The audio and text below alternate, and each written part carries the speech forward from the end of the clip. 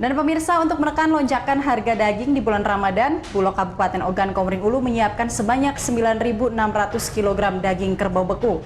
Daging beku ini dijual dengan harga Rp80.000 per kilogram.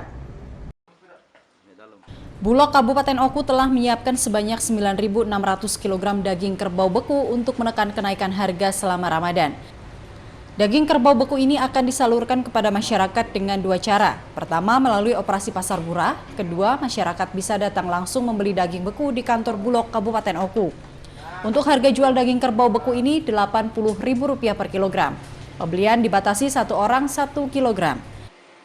Kita sudah datangkan sekitar 9.600 kg, itu 2 hari sebelum puasa tadi. Berapa tuh, Pak? 9.600 kg dan sudah tersalur sekitar lebih kurang 5 ton. Untuk harga berapa? Untuk harga Rp80.000 per kilogram. Pihak Bulog sengaja membatasi pembelian dengan tujuan agar realisasi daging murah ini bisa dirasakan merata di masyarakat.